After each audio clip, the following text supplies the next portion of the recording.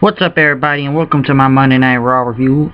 Pretty much kicking off the show with Brad Maddox as he announced the contract signing for John Cena and Daniel Bryan at SummerSlam for the WWE Championship, as John Cena pretty much came out pretty much ready to sign the contract and getting the show kicked off. And pretty much Cena tried to go at Brad Maddox, kind of calling him an idiot and stuff, and talking about the cheers because he wanted to hear the cheers and everything first. And pretty much, like, even Cena asked him, why would you give him the selection? Why would you pick Daniel Bryan and everything? Even Maddox said, why did you pick Daniel Bryan? But Cena, like I said before, why did you give him the selection to pick his own opponent for SummerSlam and everything? And pretty much Daniel Bryan came out ready to sign the contract, and the yes chants were coming. And then pretty much Cena was kind of going at Brad Maddox and everything, telling him to be quiet, and talking about maybe Maddox was thinking he deserved a title shot and everything. And he talked about, and Cena pretty much talked about guys like Shawn Michaels and Rey Mysterio and Eddie Guerrero, and people kind of started chanting Eddie, talking about size. It was about size, but Daniel Bryan is one of the best in this company today, and how he's pretty much been on fire lately for Daniel Bryan. He's the best competitor. He's going to face him at SummerSlam. And then Maddox interrupted him, and Daniel Bryan said no and everything, to be quiet. And Maddox pretty much talked about the minority vocal group of the fans and everything and what they wanted, and this whole yes-no thing. And then Maddox just said no, and then Daniel Bryan said yes, because tonight Daniel Bryan will be in a series of matches tonight, Brad Maddox said. So he's going to be in some matches tonight, so we were going to see what was going to happen there.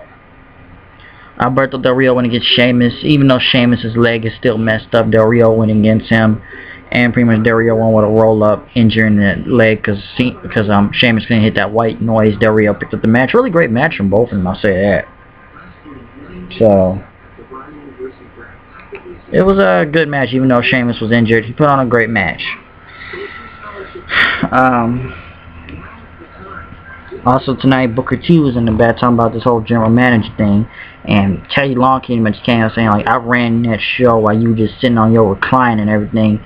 You didn't help me when I was thrown out by security last Friday on SmackDown, because for the past 3 months, Teddy was running that show, and he thinks he should get some respect for it. And then Booker said he's going to throw him out the door then, and then Teddy said, you just all about physical violence and stuff. He talked about the abuse he took during that time, and pretty much Teddy was just done and he left. And the thing that surprises me, I know this is that important, so they still keeping up this Booker T Teddy Long thing feud, huh? Even though it was 3 months ago, Booker ain't been here for 3 months. They did this thing when Booker was general manager and Teddy Long trying to question his authority, but what's the point? Ain't none of y'all general managers, so why the fuck y'all talking about this for? Why are y'all talking about it? Like, it's done, it's done. You did the general manager thing. None of y'all ain't general manager. You just took his time while he was going, and Booker was general manager, so why y'all arguing about it? There's no point. What y'all gonna do? Booker T and Teddy Long get a match so Booker can destroy him and do some type of crazy feud? I don't know. Christian went against Titus O'Neil. Christian picked up the win. Great match from Christian. They really been hyping up the Christian, been on a roll, picking up a lot of wins lately, so that's good for him. They went to talking to Ryback and talking about what he did to Jericho last Friday, and talking about he was a bully and it's the law of the jungle and I can take anything I want, and talking about lunch money. And Ryback, I don't know what they're doing with Ryback at this point. So let me get this straight. So now Ryback's a bully. He's a big old bully now. Now he's going to bully Josh Matthews. Last week he was crying for his leg, begging nobody to attack him and quitting matches. First, it's like now he's Goldberg, then he's a crybaby, now he's a big bully, and then he's some type of, I don't know, talking about Lucifer and stuff. Cutting these promos saying John Cena left me and the Shield beat me up, and it didn't make much sense. Like, they just keep changing Ryback's character. Like, they gotta focus on one thing. They're like, it's just been changed again. Now he's a bully now. Last week he was a cryback, like whatever, crybaby. Now he's a bully. Mark Henry came out there since he was from Texas, and they were Austin, Texas. He's a proud Texan coming from Silsbee, Texas, and he was proud of him, himself, fighting for the WWE Championship at Money in the Bank. And he took a whooping last week, and now he's gonna whoop the Shield's ass. The Shield came out and fought Mark Henry until the Usos came out and helped him. Mark Henry pretty much slammed the Roman Reigns, and they all just stood in the ring as the Shield ran away. So I guess they're gonna put the Shield and Mark Henry and the Usos in a 6-man tag sooner or later, probably SummerSlam maybe. Daniel Bryan and Cena were out there in the back talking. Daniel Bryan told Cena not to come out in any of his matches tonight, because all that stuff he said about Bryan in the ring wouldn't mean nothing. He was a great competitor and he was one of the best. Dolph Ziggler, when he was daring young, Ziggler picked up the win. Zigzag. Then Biggie Langston, AJ came out. Biggie tried to attack Ziggler, but Ziggler threw him out the ring. He was too quick for Biggie Langston, and Ziggler pretty much got out of the ring then as AJ and Biggie Langston were just mad, and I guess they're still coming after Dolph Ziggler. So we're gonna see how this feud keeps going up with Biggie and Ziggler now. Sorry, a bit of a dry throat if you ask me. The Miz for this Divas TV show, Total Divas Sunday, and he asked Jerry Lawler to get in the ring. And pretty much he knew all the divas, and the new ones where there's Eva Maria and JoJo. And pretty much the Eva Maria got up saying she didn't like Jerry Lawler, and she slapped him, and that was the end of the segment. I'm glad it didn't go on that long, because honestly, this whole Divas thing, segments with the Divas for this TV show is very brutal, and I guess they made this Eva Maria girl a heel now, even though a couple weeks ago she and JoJo were just faces. But it was a strange segment, but it went away quick, and just Lawler got the shit slapped out of him for some reason. And I don't know, PSP were making like Jerry Lawler jokes because most of his girlfriends are young and stuff, but I'm not going to step into that right now. But it was a very quick segment, it went away. Brad Maddox was in the back, Triple H came there talking about overriding stuff. You can't override the man's, like, because Triple H doesn't listen to the old man and just do what he wants. Like, you need to make it to path to the future, or you go down a road to a dead end. Stephanie came in, and pretty much, she's been through that whole listening, going through Vince and Triple H all the time, so pretty much leaving the decision to Maddox. I don't know. I guess they're just doing the same thing to Vicky. They're just gonna have the McMahons mess with Brad Maddox. It's just every week with this now with Triple H and them. Fandango came out ready for his match. By the day today was Fandango's birthday and Shawn Michaels' birthday also. And Damian Sandow was on commentary as Cody Rhodes came out to go against Fandango. He was trying to say Sandow cheated. You betrayed your best friend. You cheated to win. Even though Sandow won the match fair and square, was every man for himself to get Money in the Bank, pretty much. And pretty much Sandow tried to distract Cody Rhodes. Cody Rhodes hit the disaster kick on both Fandango and Sandow and hit the crossroads on Fandango and picked up the win. CM Punk came out into the ring talking about Lesnar and the stitches in his head and his neck. He has a bad ankle and a bad shoulder and bad wrist, but he got back up and he told the WWE magazine, say, I'm not afraid of Brock Lesnar. He's been through The Undertaker. He's been through John Cena. He's been through The Rock. And he said he was coming to kick Brock Lesnar's ass. Pretty much he was going to get that son of a bitch Paul Heyman also, because Paul Heyman showed up on the screen and everything. Pretty much say Brock Lesnar will destroy you. He's going to beat you, that we were the WWE champion. And Punk pretty much says he challenged Brock Lesnar at SummerSlam, the best versus the beast. And Paul Heyman said Brock Lesnar is the best and the beast, and it's just a challenge that has been accepted, he says.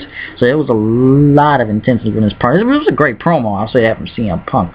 He pretty much told the intensity of how he's going to kick Brock Lesnar's ass, and saying he's not this, and he said he's going to get back up every time he knocked him down. And this best in the beast promo coming at Paul Heyman. He said he would go right now and kick Paul Heyman's ass right now. So I enjoyed that promo. It kind of woke you up right there for a quick second. RVD, Rob Van Dam, went against Wade Barrett. Pretty much giving a bloody nose, kicking Wade Barrett in the face. RVD picked up the win. 5-star frog splash. Whole effing show. Crowd is still hot for RVD. They keep chanting his name every week, so they really are. RVD coming back, and this Friday he's gonna go one-on-one with Alberto Del Rio. So I'm ready to see that with Rob Van Dam. Daniel Bryan came out for his match. Pretty much gonna go against Jack Swagger first. He went against Jack Swagger. Pretty much a quick match right there. As the crowd chanting "Sooner sucks." So I guess the Texans hate Oklahoma, saying "Sooner sucks." He pretty much beat Jack Swagger real quickly with the yes lock. And then Daniel Bryan and Antonio Cesaro went up. Pretty much an awesome match. I gotta say, Cesaro hit Daniel Bryan with like almost 50 elbows and hit one inside out. Daniel Bryan with the kicks, and pretty much Cesaro tried to go for another elbow, throwing him in the air, but Daniel Bryan caught him and hit the roll up. The crowd was just pretty much chanting, "This is awesome, this is awesome." And this match went on for a long time, so I was really impressed by the Daniel Bryan and Cesaro match. Great fucking match, man. They tore the fucking roof down tonight. Crowd just was hot for it, chanting "Yes" and "This is awesome." And then pretty much they went back to the back. Alex Riley, surprised he still has a job in this company, with Brad Max said, he said, "Yeah, let's wait for the next one." Ryback came out and the crowd was chanting, "You can't wrestle, you can't wrestle," the Ryback, and then saying Goldberg, and Daniel Bryan's put a flurry of moves. Ryback got a table, but Daniel Bryan suicide dived him in onto the announce table, and then pretty much it's a yes lock, but he got out. He knocked Ryback out the ring. He tried to hit him with the knee, but Ryback kind of dodged it to a power bomb, and then he did another power bomb on Daniel Bryan through the table, ended in disqualification. But pretty much John Cena came out to help him, fighting Ryback off, and told Ryback he challenged him to a tables match next week, which doesn't make sense, even though I saw it at Payback. Cena's already put Ryback through a table at Payback and put him through tables in dark main events, and I don't want to see another table match that's been done nearly like 50 times with these two. I don't care. And then they went to the back with Vince McMahon saying like Daniel Bryan needs an opponent for next week. And Daniel Bryan, they put him as his best friend, and I guess it's going to be Daniel Bryan versus Kane next week. And then Daniel Bryan just pretty much ended the show with everybody chanting yes. Everybody was cheering for him since Daniel Bryan was the main spotlight. But here's a big question for everybody tonight on Raw. Where was the Big Show? Why didn't Big Show come? I thought this was supposed to be Big Show's big return tonight. He was supposed to return back to Raw tonight and everything. I was like, where's the Big Show at? I was a little surprised that he didn't come out. I was like, where's Big Show? And everything. But I thought he was going to face Daniel Bryan. He could have been the perfect pick. Like, if Daniel Bryan would have to try and beat the Big Show, then it's like the big man. But I guess they sent Ryback out there for some reason, or Goldberg, or the big Bully Ray. Yeah, he's the new Bully Ray almost. You probably like him now, like Bully Ray from TNA. But where was the Big Show? I was very surprised that he didn't come out tonight. Maybe he'll come back on Raw next week. Maybe he'll show up on SmackDown this Friday. But I thought Big Show was supposed to return tonight on Raw. But it was a hot episode of Monday Night Raw tonight, from the Punk and promo feud, Punk challenging Lesnar at SummerSlam, and the Daniel Bryan matches. It was a great night on Raw. I gotta say, it was some awesome matches, so I really did enjoy the show. Once again, you know, it's me, HOOD, coming up with the news and reviews. Cutting up like a saw. We just got done with this review of Monday Night Raw. We're flying and throwing kicks like Daniel Bryan. Drinking a root beer float. Respect the beard and the goat. So I'm out of here. Comment and subscribe. You know what I am. You know what I do. Keep watching the show. And check out my live reactions and pay-per-view reviews. So I'll see you guys later. I am out of here. Peace.